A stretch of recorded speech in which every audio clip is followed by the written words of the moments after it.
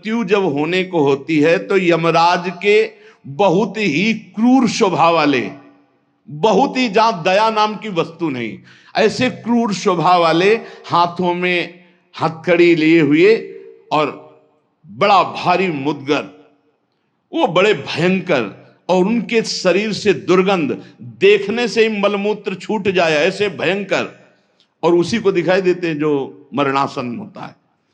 यमदूतों की दृष्टि पड़ते ही वो शरीरा अहंकारी जीव कांप पड़ता है।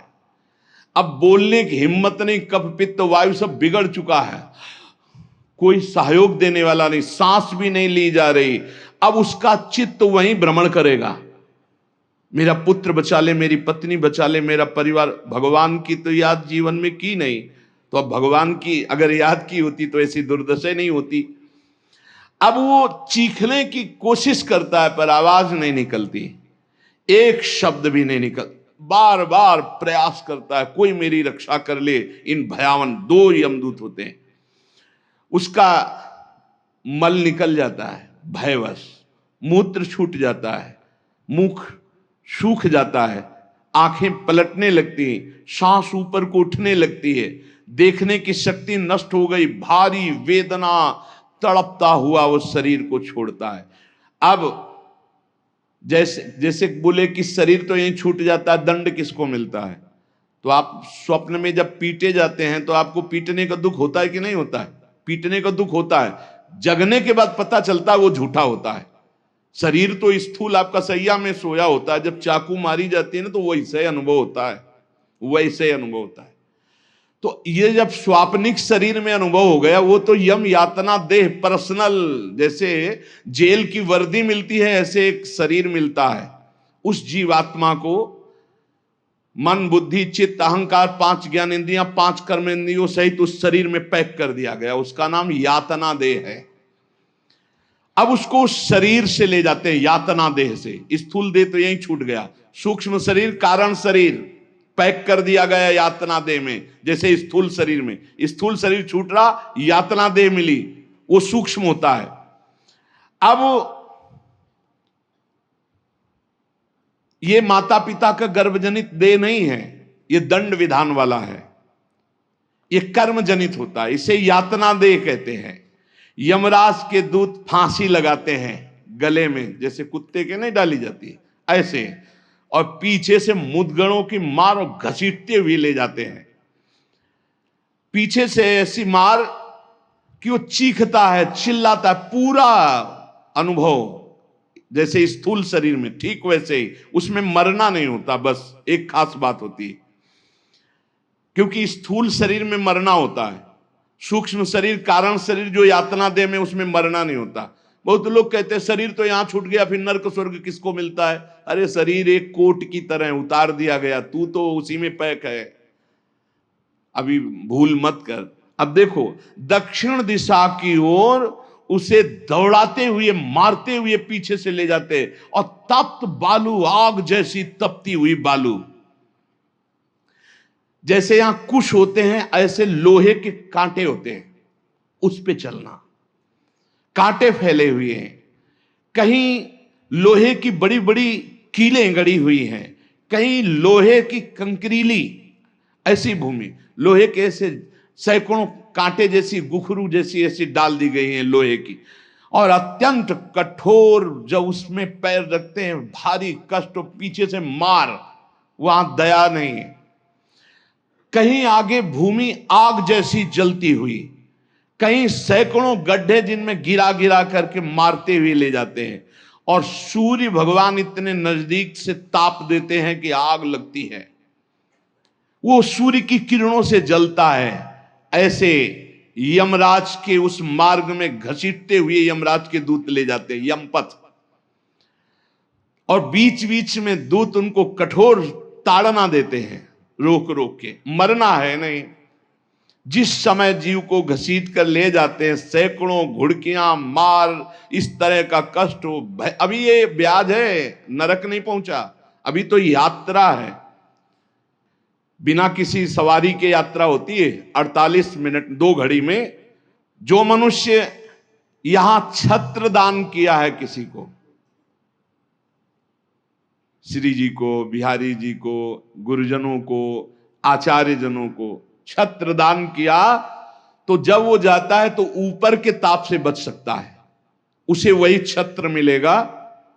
और जो किसी को पूज्य जनों को पादुकाएं दान की है, फिर उसको पादुका, अगर अन्न दान किया है तो रोग के भोजन, ये मोक्ष नहीं, कल्याण नहीं, दान पुण्य से नहीं होता, ध्यान दीजिए। हाँ, उस भारी संकट के समय में तुम्हें भोजन मिल जाएगा, पौशाला खोला पानी पिलाया तो तुम्हें पानी मिल जाएगा। और जो मूर्ख यहां आकर के ये सब नहीं किया तो जाना उसको भी यमपुरी है। भजन के बिना यमपुरी से नहीं बच सकते, दान पुण्य करके। अवश्य में भोक्तव्यम कृतम कर्म शुभा शुभम, इसीलिए समझ लो, सोचते हो कि हमने दान पुण्य कर दिया, अब हमारे लिए विमान आएगा परम पद का, जाना नरक ही पड़ेगा। बारी मथे घृत होए बरु सिकता ते बरु तेल, बिनु हरि भजन न भवतरी या सिद्धांत तपेल। भजन के बिना नहीं, इसलिए कह राधा राधा राधा। अब इस प्रकार की यात्रा, अनेक प्रकार से कष्ट भोगता हुआ पाप पीड़ित जीव धर्मराज के नगर में पहुंचा। अब वहां सेकंड के कम हिस्से में हिसाब हो जाता है।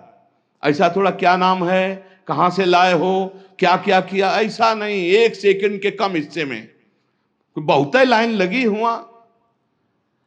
यम यातना के शरीर में भारी कष्ट भोगता हुआ जीव, दाह का अनुभव करता हुआ, कांपता हुआ, भयंकर वेदना से युक्त सामने खड़ा हुआ, देखते ही निर्णय हो गया। अब वहां से उसको उसके कर्म के अनुसार नरकों में ले जाया जाता है। जिसने यहां सूर्य भगवान को प्रातः काल उठ करके जलांजलि दी है, पुत्र हैं भगवान यम, सूर्य पुत्र, जो अपने पुरखों का पिंडदान किया है, जो समय समय पर अपने पूज्य जनों को, गुरुजनों को, संतों को अपने घर में बुलाकर भोजन पवाया है, जो बुजुर्गों को तेल मालिश करके, जैसे उन्होंने हमें तेल मालिश करके पुष्ट किया, ऐसे वृद्ध माता पिता के जो चरण दबाना है, शरीर पर तेल लगाना है, उनके वस्त्र धो देना, उनको भोजन कराना है, उसको वहां थोड़ा आदर मिलता है। बैठो, खान पान, थोड़ा सुख सुविधाएं, नरक से नहीं बचोगे। भगवत भाव के बिना नरक से नहीं बचोगे। जो जो उसने सेवाएं की हैं, वो सेवाएं, आए हो नरक के मार्ग में तो थोड़ा तेल मालिश हो जाएगा, खवा पिया दे जाओगे, थोड़ा शीतल जल पीने को मिल गया, खान पान की, विश्राम की व्यवस्था थोड़ी समय के लिए। अरे इसीलिए जैसी हरिवंश नरक गति दो, ये जो अपने माता पिता को गाली देते हैं, जो मनमानी आचरण करते हैं ना, खूब अच्छे से तृप्त होते हैं। अब बात ये कि याद नहीं रहती ना, जैसे गर्भ की बात याद नहीं, यार गर्भ की बात याद आ जाए तो तुम भजन के सिवा कुछ नहीं करोगे। मरने की बात याद आ जाए कि पीछे जब मरे थे तो कितना कष्ट हुआ, मां के गर्भ में रहे कितना कष्ट हुआ, ऐसी जेल तो है ही नहीं मां के गर्भ जैसी, विचार करके देखो। अब वो मृतक जीव जो जो सुविधाएं दान की थी, वो उसे कुछ दिन के लिए वहां सैया मिल गई, भोजन मिल गया, विश्राम मिल गया, कुछ दिन के लिए। भाई बहुत होश में, दान पुण्य के भरोसे मत रहना। अब जब वो पुण्य खत्म हुआ उनका, तो यमदूत उनको साथ लेकर गए। 12 दिन तक उसको पुण्यों के भोग का अवसर मिलता, तभी तक 13वीं तक कहते हैं जीव को नरक की गति नहीं दी जाती। 12 दिन तक उसको होगा कोई विश्रामालय, उसमें रखा जाता है। 12 दिन तक जो पुण्य सुकृत हुए उनको भोग लो, अभी आराम कर लो, नरक आए हो।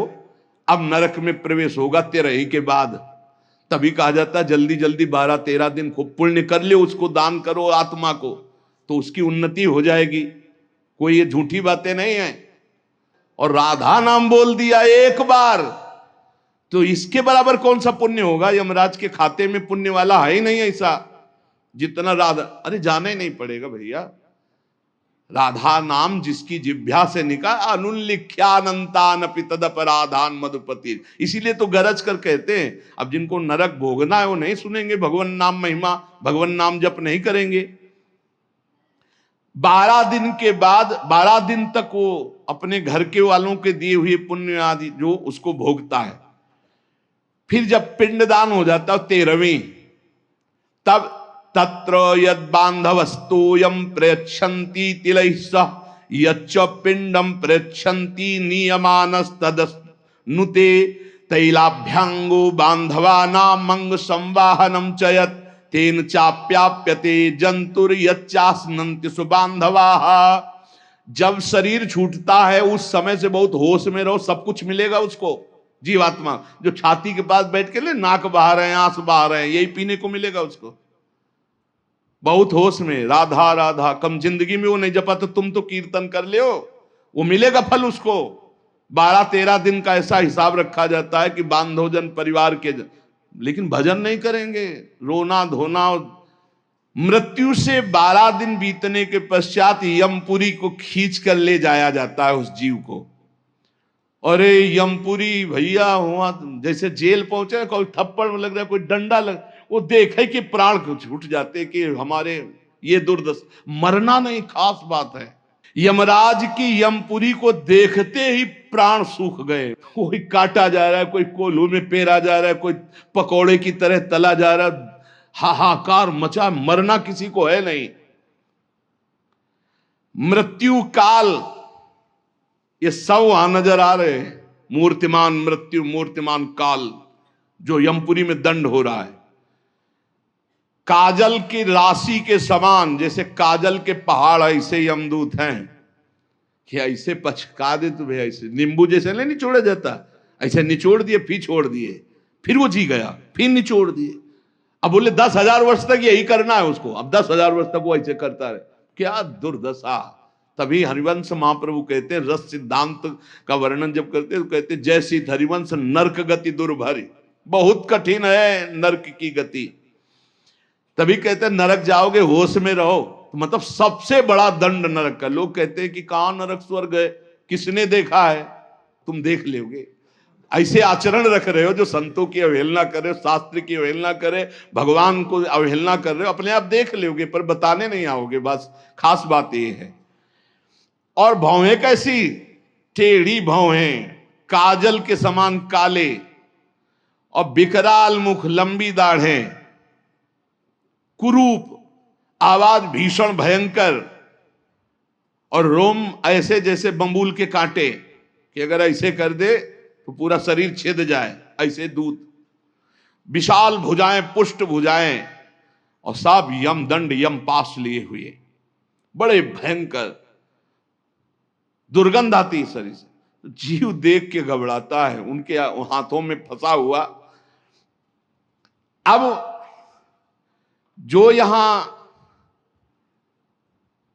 पराये पुरुष से रति करती है, अपने पति को धोखा देकर, जो अपनी पत्नी को धोखा देकर दूसरी पराई स्त्री से, पतिवंचक पर पति रति करई, रौरव नरक कल्प सत परई। ऐसे ही पुरुष को, ऐसे स्त्री को, रौरव का बड़ा भयानक स्वरूप है। रौरव नरक की लंबाई चौड़ाई 2000 योजन है, 1 योजन 4 कोश और 1 कोश 3 किलोमीटर, 2000 योजन कितना हुआ, 4 दूनी 8, 8000 कोश, 2000 का 4 तो 8000 हुआ, और 8 त्रिक 24,000 किलोमीटर का है, 24,000 किलोमीटर, और गड्ढा रूप है जिसकी बहुत गहराई है। यह नरक बड़ा दुखदाई है। इसमें अंगार राशि बिछी हुई है, आगों की अंगार राशि, दहकते हुए अंगार, बहुत ही। अब जो स्त्री यहां पराये पुरुष से, तो वैसे ही सैया अंगार की और तपता हुआ आग का पुरुष। अब भैया वहां जो पुरुष पराई स्त्री से ये लिव इन रिलेशन, ये गर्लफ्रेंड, तुम्हारा इंतजार हो रहा है रो रो में, नंबर लिख गया है। तस्मात् शास्त्रम प्रमाणमते, पशुवत आचरण नहीं। इसीलिए भारत भूमि में जन्म होना शास्त्रों में महानता का वर्णन किया गया, क्योंकि धर्म का पूर्ण यहां पालन करने वाले जन होते हैं। जो नहीं करते उनके लिए व्यवस्था है। अब उसके भीतर यमराज के दूत उस पापी जीवात्मा को, अब वहां स्त्री पुरुष तो है नहीं, वो तो शरीर पहले ही छूट गया। अब यातना देह, वो जेल की वर्दी, यातना देह नरक की वर्दी, धधकती आग में वो जल रहा है, चीख रहा है, पग पग पर भुन भुन कर गिर रहा है, न मूर्छा न मरण, रात दिन चीखता रहता है, जलता रहता है। दौड़ना है 28,000 किलोमीटर, बस उसी में दौड़, आनंद लीजिए। कितने दिन? बोले सहस्त्रों वर्ष, 1-2 वर्ष नहीं, सहस्त्रों वर्ष। ऐसे पापियों की शुद्धि नरक में की जाती है। फिर जब वहां से निकलते हैं तो कीड़े मकूड़े, पतंगे, हिंसक जीव, मच्छर, वृक्ष, ऐसी योनियों को प्राप्त होते हैं पापी जीव।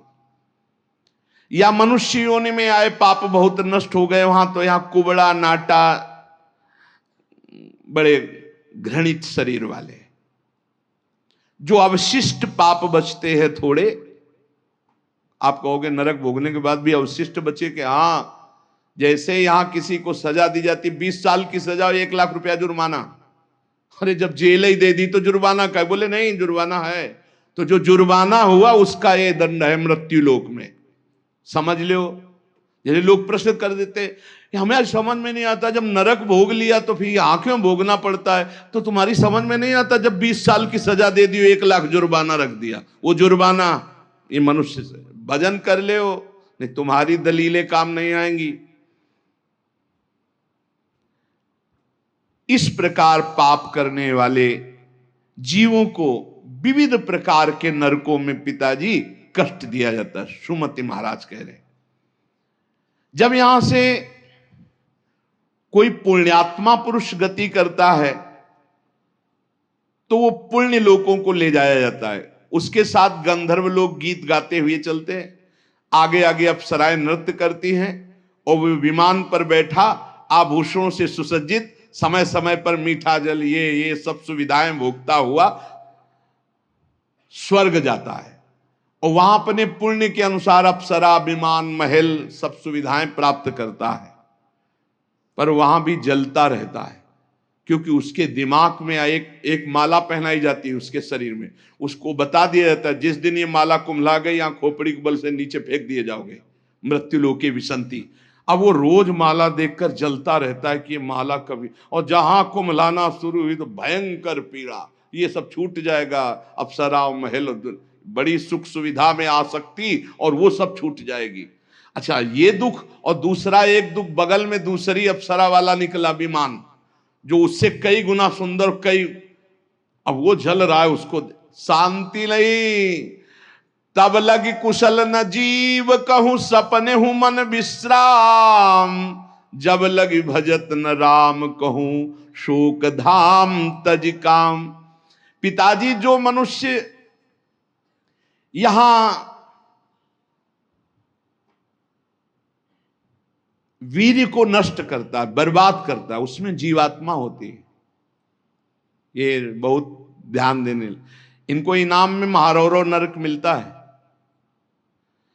परिणाम में महारौरव नरक। ये जो अष्टमैथुनों का प्रयोग करके बिना शास्त्र मर्यादा के वीर्य को बर्बाद करते, जैसे शास्त्र मर्यादा है संतानोत्पत्ति के लिए, गृहस्थ मासिक धर्म के बाद, पवित्रता होने के बाद, भगवत चिंतन करते हुए भगवान की सृष्टि पूर्वक जो आराधना का भाव रख करके संतान उत्पन्न, बस उतने के लिए शास्त्र आज्ञा करता है। नहीं, मानव जीवन बहुत ही सावधानी के लिए वीर्य में ये सब आप जैसे प्रकट हुए ऐसे जीवात्मा विराजमान है, उसको यथास्थान ना समर्पित करके और नष्ट कर देना, या फिर संतान नष्ट कर देना, या बहुत तरह से जो ये है महारौरो नरक की प्राप्ति होती है।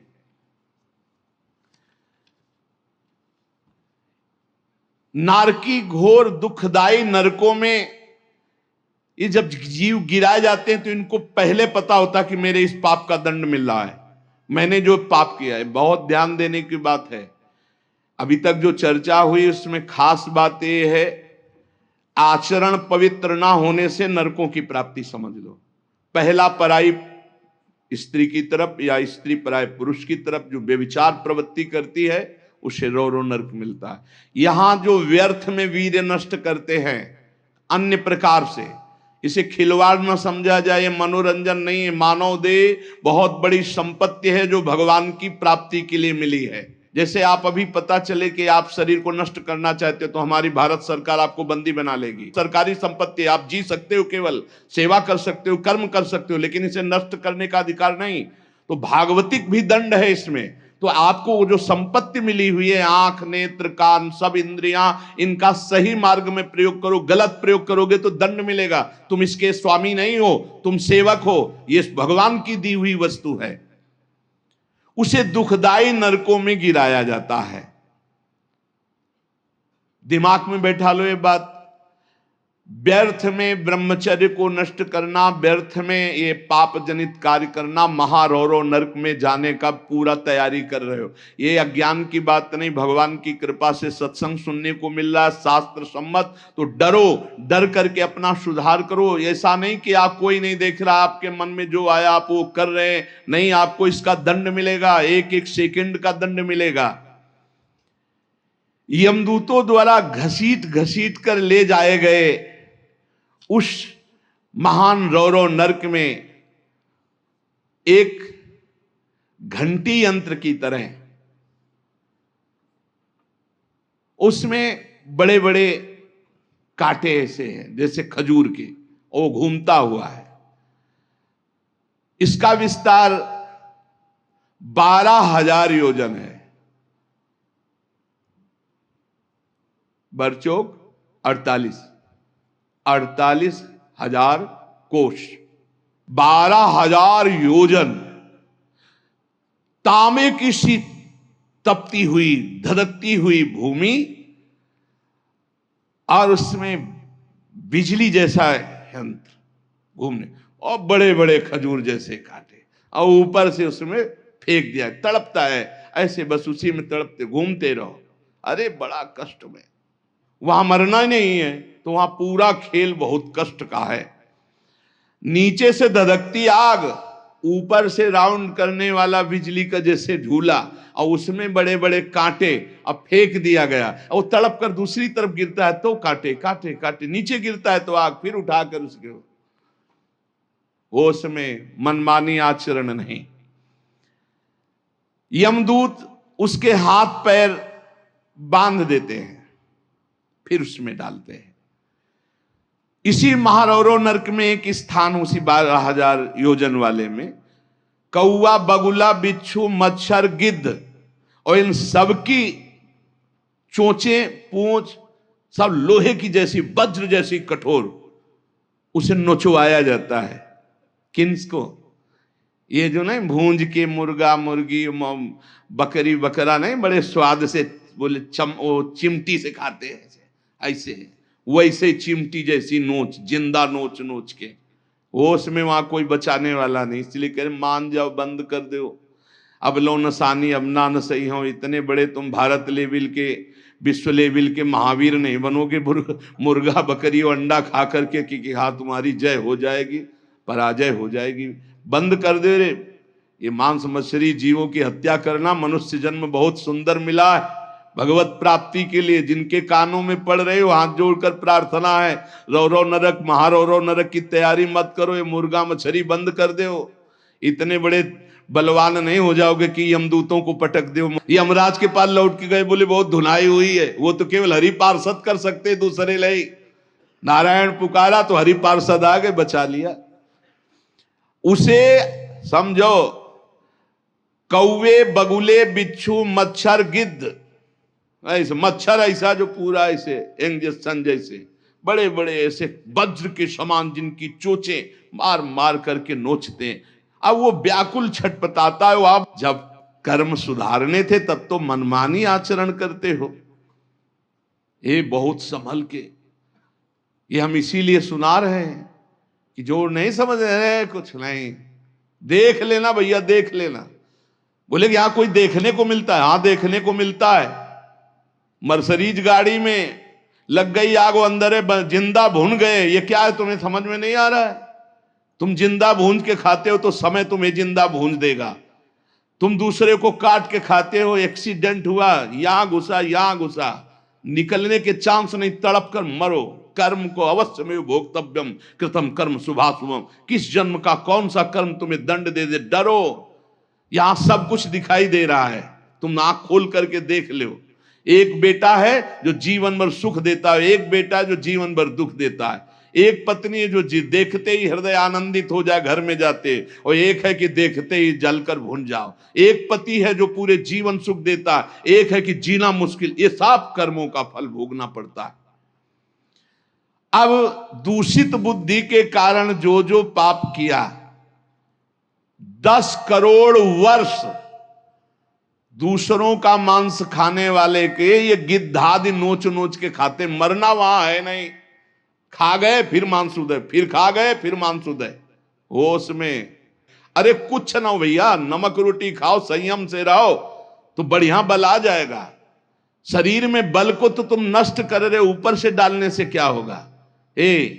पक्का कहते हैं अगर आप 10 वर्ष ब्रह्मचर्य रहो तो तुम्हारे अंदर ऐसी सामर्थ्य आ जाएगी कि क्या करूं, कहां कौन सी मेहनत करूं, ऐसा तुम्हारे अंदर आने लगेगा। बचपन से ही धर्म विरुद्ध आचरण। अरे इंद्रियों को वश में करने के लिए मुर्गा मछली वाली ताकत थोड़ी चाहिए, पवित्रता की ताकत चाहिए। ये मन के गुलाम, इंद्रियों के गुलाम पाप कर्म 10 करोड़ वर्ष भोगने पर फिर उसको मनुष्य लोक में भेजा जाता है। और फिर कैसे भेजा? मुर्गा बना के। फिर वो चाकू, समझ रहे हो ना, जिसको तुमने काटा था,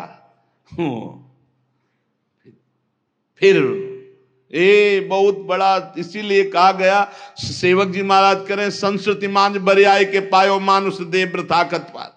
अरे संस्कृति चक्र को रोक के भगवान कृपा करके तुम्हें मनुष्य दे दिए, और सत्संग भी सुना रहे कि हमें पता नहीं था, तो आप पाप कर्म करना बंद कर दो। देखो कैसे घृणित पदार्थ खाते। अंडे में क्या भरा है, कितना दलित दुर। हाँ बोले हम बलवान बन रहे हैं, विटामिन पी रहे हैं।